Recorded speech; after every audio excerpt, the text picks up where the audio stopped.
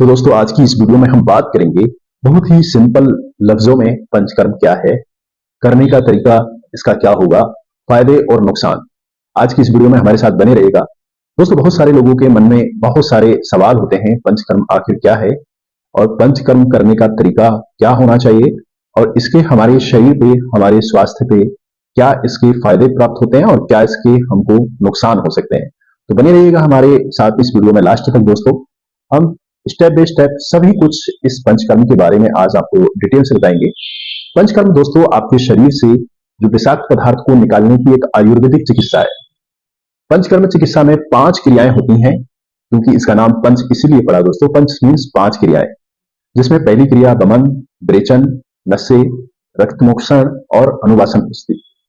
तो दोस्तों ये पांचों का समायोजन ही, इन पांचों क्रियाओं का समायोजन पंचकर्म कहलाता है। इन पांचों का उद्देश्य क्या है दोस्तों, क्यों ये हमारे शरीर के लिए आवश्यक है?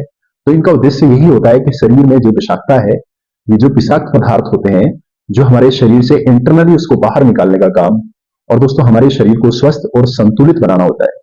तो दोस्तों आज की इस वीडियो में पंचकर्मा की चिकित्सा क्या होती है, इसके लाभ क्या क्या हैं, और इसको करने से पहले और करने के बाद हमें क्या क्या सावधानियां बरतनी जरूरी होती है। तो सबसे पहला टॉपिक बात करेंगे पंचकर्मा क्या है, इसी पे जानेंगे दोस्तों डिटेल से। एक्चुअल में आयुर्वेद विज्ञान आपको इस बात का संकेत देता है कि अधिक तनाव, यानी कि आप अगर ज्यादा एंजाइटी में रहेंगे तो आपकी जो जठराग्नि है, जो इंटरनल जो अग्नि है, उसके लिए बहुत ही ज्यादा नुकसानदेह हो सकता है। जठर अग्नि दोस्तों के असंतुलन की वजह से वहां पे सूजन आ सकता है, आपकी पाचन क्रिया प्रभावित होती है। सूजन और पाचन क्रिया सही ना होने की वजह से आपके शरीर में जो अपशिष्ट पदार्थ है वो जमा होने लगते हैं और शरीर में बीमारियों का शिकार होने लगता है शरीर हमारा, और इसके साथ ही साथ कई प्रकार की बीमारियां भी इसी वजह से जन्म ले लेती हैं। पंचकर्मा के माध्यम से आपके शरीर में जो विषाक्त पदार्थ बाहर निकालता है ये, और आपके शरीर को अधिक सक्रिय इसकी वजह से हो जाता है। विषाक्त पदार्थ बाहर निकालने और शरीर अधिक सक्रिय होने की वजह से आप अधिक अपने आप को ऊर्जावान महसूस करते हैं, और मानसिक स्तर भी इसी की वजह से सुधार में आता है, और आपके पाचन क्रिया को मजबूत बनाकर पंचकर्मा प्राकृतिक रूप से आपके शरीर से विषाक्त पदार्थों को बाहर निकालने का काम करता है। दोस्तों पंचकर्म आयुर्वेद की प्रक्रिया के माध्यम से शरीर के विभिन्न अंग जैसे फेफड़े, और दोस्तों इसके अलावा यूटीआई ट्रैक्ट, और जो हमारी स्वेटिंग ग्लैंड्स होती हैं, पेट और आंख के अंदर जो अपशिष्ट पदार्थों को बाहर निकालता है। ध्यान रखें दोस्तों, पंचकर्मा प्रत्येक व्यक्ति के लिए अलग अलग होता है, ये बात हमेशा याद रखना। ये डिपेंड करता है कि व्यक्ति का शरीर कैसा है, उसकी उम्र कितनी है, और उसके शरीर के अंदर ताकत कितनी है, उसकी रोग प्रतिरोधक क्षमता पर निर्भर करता है। इसलिए पंचकर्मा आयुर्वेदिक प्रक्रिया को अपनाने से पहले दोस्तों यही मैं एडवाइस दूंगा कि आप डॉक्टर से जरूर सलाह लें और इसको सही तरीके से करें। दोस्तों मैंने सबसे पहले वीडियो के शुरुआत में ये बताया आपको कि अगर इसका सही वे में करेंगे तो इसके फायदे मिलेंगे, गलत वे में करेंगे तो इसके हमारे शरीर को नुकसान पहुंचेंगे। तो हमें सबसे पहले ये ध्यान रखना है कि पंचकर्मा करने से पहले हमें क्या क्या करना चाहिए। तो पंचकर्मा करने से पहले जो किया जाता है वो बताने की हम आपको कोशिश कर रहे हैं। तो पंचकर्मा से पहले हमें क्या क्या करना चाहिए, 2 क्रियाएं हमें जरूर पूरा करना चाहिए, यह हमारे लिए मैंडेटरी है। पहला दोस्तों ऑयलेशन, यानी कि शरीर में तेल लगाना। दूसरा दोस्तों फॉर्मेंटेशन, यानी कि शरीर से पसीना निकालना। दोस्तों ऑयलेशन क्या है, जिसको हम अभ्यंग बोलते हैं आयुर्वेद में। ऑयलेशन प्रक्रिया को आपके पूरे शरीर में तेल लगाया जाता है। तेल दोस्तों कोई सा भी होता है, वो अकॉर्डिंग टू डॉक्टर चॉइस, जो डॉक्टर आपका चॉइस करेगा वही रहेगा। अलग अलग तरीके से आपके शरीर में तेल की मालिश की जाती है, और ऐसा करने से आपके शरीर से विषाक्त पदार्थ को बाहर निकालने में, जो हमारे शरीर के अंदर टॉक्सिन्स हैं उसको बाहर निकालने में मदद मिलती है। फॉर्मेंटेशन क्या है दोस्तों, जो फॉर्मेंटेशन ये है, ये एक प्रकार की प्रक्रिया है। इसमें क्या रहता है, स्वेटिंग, यानी कि पसीना निकालता है। ऑयलेशन प्रक्रिया में विषाक्त पदार्थ दोस्तों वो मुलायम हो जाते हैं, और फॉर्मेंटेशन यानी कि फॉर्मेंटेशन प्रक्रिया वह है, उसको कहते हैं जो विषाक्त पदार्थ पतला या पानी की तरह जो हो जाते हैं। ऑयलेशन प्रक्रिया कठोर विषाक्त को मुलायम बनाने में आपकी मदद करता है, और जबकि फॉर्मेंटेशन पसीने के माध्यम से इसे शरीर से बाहर निकालने में मदद करता है। तो अगर किसी व्यक्ति को पंचकर्मा चिकित्सा की जाती है तो उसको पहले अभ्यंग किया जाता है, फिर उसके बाद दोस्तों स्वेदन किया जाता है, जिसको हम फॉर्मेंटेशन बोल रहे हैं। दोस्तों स्वेदन के बाद ही अब हम बात करेंगे दोस्तों पंचकर्म चिकित्सा क्या है। तो पंचकर्म चिकित्सा में दोस्तों जैसे मैंने आपको बताया 5 ऐसी क्रियाएं जिनके अंदर 5 कर्मों को किया जाता है। तो सबसे पहले नंबर पे हम बात करेंगे वह प्रक्रिया जो आपको बमन बोलेंगे। बमन मीन्स उल्टी कराया जाता है इसमें शरीर में पेशेंट्स को। आपके शरीर में कुछ दिनों तक आंतरिक और बाहरी रूप से ऑयलेशंस और दोस्तों फॉर्मेटेशंस की प्रक्रिया से गुजरना होता है। इन दोनों प्रक्रिया को तब तक करना होता है दोस्तों जब तक कि विषाक्त पदार्थ तरल रूप में धारण न कर ले। इसके अलावा पूरा विषाक्त पदार्थ शरीर के ऊपरी भाग में इकट्ठा ना हो जाए। दोस्तों हमारे शरीर के ऊपरी भाग में भी इकट्ठा करना है और लोअर पार्ट में भी इकट्ठा करना है। मैं आपको इस वीडियो में थोड़ा सा बताने की कोशिश कर रहा हूं, आप समझने की कोशिश करें। उसके बाद आपको उल्टी आने वाली दवा दी जाती है, यानी कि ये पहला कर्म है। और उल्टी के माध्यम से आपके जो शरीर के ऊपरी भाग में जो इकट्ठा हुए जो विषाक्त पदार्थ होते हैं वो उसको निकालने के लिए जो विषाक्त पदार्थ होते हैं वो निकल जाते हैं उल्टी के माध्यम से। जिन लोगों में दोस्तों इसके अलावा जो हमने आपको बताया बात पित्त कफ 3 दोषों का इसमें अधिकता होती है, तो इसमें कफ दोषों को निकालने का जो मेन पर्पज होता है तो इसमें कफ की जो समस्या होती है और उन लोगों के लिए बमन आयुर्वेदिक इलाज के लिए बहुत ही उपयोगी है। जैसे इसमें किन किन लोगों को हम करा सकते हैं ये भी जानना जरूरी है। जैसे उसके लिए हम कोई एस्थमेटिक पेशेंट्स है या फिर मोटापा है किसी को बहुत ज्यादा, तो ऐसे में उसको उसके लिए बहुत ही ज्यादा उपयोगी है, हमें करना चाहिए। दूसरा चरण की बात करेंगे दोस्तों, यानी कि विरेचन कर्म। विरेचन यानी कि मल त्याग की प्रक्रिया। इसमें भी दोस्तों शरीर इस प्रक्रिया में जो आंत से यानी कि जो इंटेस्टाइन के माध्यम से विषाक्त पदार्थ को बाहर निकाला जाता है, इस प्रक्रिया में भी आपको ऑयलेशंस और फॉर्मेटेशंस की प्रक्रिया से गुजरना पड़ता है।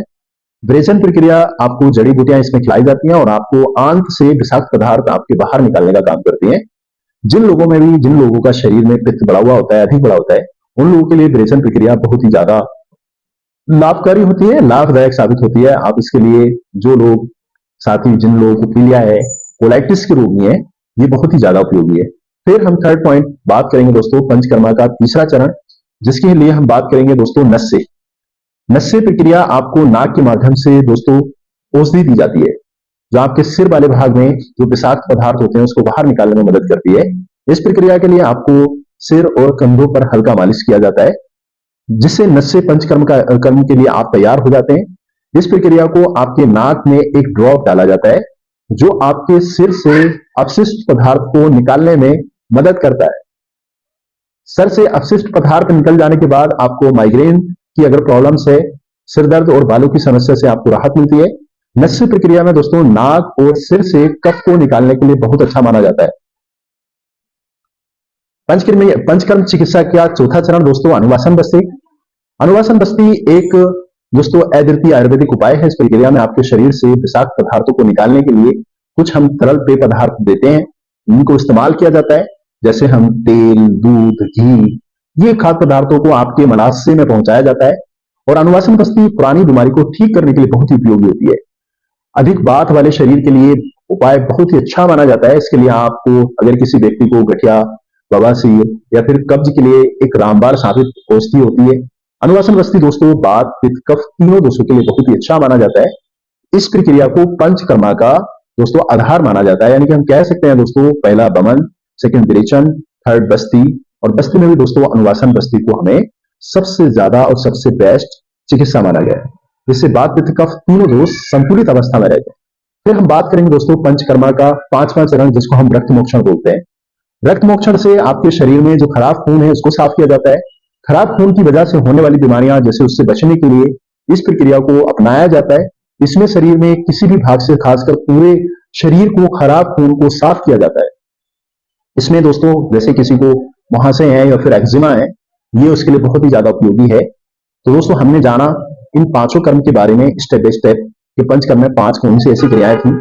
अब हम बात करेंगे पंचकर्म के बेनिफिट्स के बारे में। पंचकर्म के अगर हम किसी व्यक्ति ने पंचकर्म करना है तो उसको क्या क्या उसके शरीर पर फायदे मिलेंगे। तो दोस्तों पंचकर्म करने से आपके शरीर और दिमाग से विषाक्त पदार्थ बाहर निकल जाते हैं।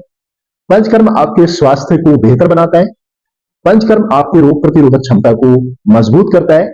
पंचकर्म आपकी दोस्तों एज को बढ़ाने में एज को बढ़ाता है और जो एंटी एजिंग का काम करता है, आपकी उम्र को भी रोकता है, टाइम से पहले बुढ़ापा नहीं आने देता है। पंचकर्म दोस्तों आपके शरीर को आराम पहुंचाता है। पंचकर्म आपके शरीर में पूरी तरह से शरीर को शुद्ध कर देता है। पंचकर्म आपके पाचन क्रिया को मजबूत बनाता है। पंचकर्म आपके दोस्तों जो टिश्यू होते हैं उसको बनाता है और वजन को कम करने में आपकी मदद करता है। अब दोस्तों हमने इसके बेनिफिट्स के बारे में जाना पंचकर्म के, अब इसके नुकसान के बारे में जान लेते हैं। पंचकर्मा में हमें क्या क्या प्रिकॉशंस रखना है, क्या क्या सावधानियां रखनी है। पंचकर्मा दोस्तों आयुर्वेदिक इलाज आजकल पूरे दुनिया में बहुत ही अधिक लोकप्रिय हो रहा है। उसके पीछे रीजन यही है दोस्तों, हमारी जो साइंस है वो भी इसको सिद्ध कर चुका है। ये बहुत ही उपयोगी है और स्वास्थ्य के लिए कई बहुत सारे हेल्थ बेनिफिट्स दोस्तों जो हमें बिल्कुल हैंड टू हैंड मिलते हैं। पंचकर्म आपके शरीर में किसी भी प्रकार का नुकसानदायक नहीं होता, लेकिन फिर भी पंचकर्म चिकित्सा अपनाने से पहले आपको कुछ सावधानियां जरूर रखनी होती हैं। दोस्तों मैं आपको इसकी सावधानियां बता रहा हूं। दोस्तों सावधानियां हमें बहुत ही ध्यान से रखना है, यानी कि इस दौरान केवल गर्म पानी पिए। जब आपका पंचकर्म किया हो तो दोस्तों उस पंचकर्म से पहले और बाद तक गर्म पानी पिए। दोस्तों नहाएं, यानी कि गर्म पानी से ही आपको नहाना है, अन्य काम के लिए भी आपको गर्म पानी का ही यूज करना है। दोस्तों ये बात हमेशा याद रखना है, पंचकर्म से पहले बाद पंचकर्म के समय हमेशा उष्ण जल पान करें, यानी कि गर्म पानी को पिए। पंचकर्म समय अवधि को, यानी कि पंचकर्म के समय आपको यौन संबंध नहीं बनाने, यानी कि फिजिकली या फिर सेक्सुअल एक्टिविटी में नहीं आना। पंचकर्म अगर आपका चल रहा है दोस्तों तो इस दौरान आपको दिन में नहीं सोना है, ये बात बहुत इंपॉर्टेंट है। पंचकर्म के दौरान आपको अधिक तापमान यानी कि अधिक टेम्परेचर से बचना है। हाई क्लाइमेट यानी कि दोस्तों हाई टेम्परेचर में आपको काम नहीं करना है। पंचकर्म के दौरान आपको देर रात तक आपको नहीं जागना है, यानी कि रात्रि जागरण बिल्कुल नहीं करना है। समय पे सोना है, समय से उठना है। पंचकर्म के दौरान मुश्किल से बचने वाले खाद्य पदार्थों को नहीं खाएं, यानी कि दोस्तों फास्ट फूड को हमको बिल्कुल नहीं खाना है। पंचकर्म के दौरान अधिक तनाव ना लें और व्यायाम भी आपको करने की आवश्यकता नहीं है। तो दोस्तों हमें इन सब चीजों का ध्यान बहुत ज्यादा रखना है। दोस्तों अब मैं आपको बताऊंगा कि किन किन बीमारियों में, यानी कि किस व्यक्ति में पंचकर्म आयुर्वेदिक इलाज में हमें उपयोग में नहीं लाना चाहिए। पंचकर्म हमें सबके लिए उपयोगी नहीं है, किन किन के लिए नहीं है उसके लिए नोट कर लें। यानी कि जो महिलाओं में मासिक धर्म के दौरान हमें बिल्कुल भी पंचकर्म नहीं करना है, यानी कि स्तनपान कराने वाली जो फीडिंग कराती हैं बच्चों को, वो महिलाएं भी पंचकर्म नहीं करें। फेफड़ों का कोई कैंसर है तो उस मरीज को चाहिए कि वो पंचकर्म नहीं कराएं। एड्स से कोई व्यक्ति अगर पीड़ित है तो उसको चाहिए कि पंचकर्म नहीं कराएं। बहुत अधिक मोटा है अगर कोई व्यक्ति है तो उसको भी चाहिए कि वो भी पंचकर्म नहीं कराएं। और दोस्तों उसके अलावा हाई बीपी वाले जो पेशेंट्स रहते हैं उनको भी चाहिए, या फिर दिल की बीमारी वाले जो रोग हैं, गर्भवती महिलाएं हैं, या फिर किसी संक्रमित रोग से अगर आप पीड़ित हैं तो आपको चाहिए कि आपको पंचकर्मा बिल्कुल भी नहीं कराना है और वो पंचकर्म थेरेपी को उपयोग में उस दौरान बिल्कुल नहीं लाएं। दोस्तों मुझे उम्मीद है कि आपको पांचों दोस्तों कर्म के बारे में जरूर पता लगा होगा, जिसमें मैं आपको फिर रिमाइंडर कर देता हूं, जिसमें दमन, विरेचन, बस्ती मीन्स अनुवासन बस्ती, रक्तमोक्षण और नस्य, ये पांचों कर्म ऐसे हैं जो हमारे शरीर की संपूर्ण शुद्धि के लिए अति आवश्यक है। आपको चाहिए कि दोस्तों आप भी किसी आयुर्वेदिक सेंटर पर जाके कम से कम साल में एक बार पंचकर्म जरूर कराएं। और दोस्तों आपके बल, आपकी क्रिया, आपके आपके दोस्तों आयु के आधार पे ये पंचकर्म किया जाता है, तो आप इसको अपनाएं और अपने अपने स्वास्थ्य को और बेहतर बनाएं। उम्मीद करते हैं दोस्तों मेरे द्वारा बताई गई जानकारी आपको अच्छी लगी तो फटाफट से आप मेरे चैनल पर नए हैं तो लाइक कीजिएगा, सब्सक्राइब कीजिएगा और दोस्तों तक भी शेयर कीजिएगा। मिलते हैं नेक्स्ट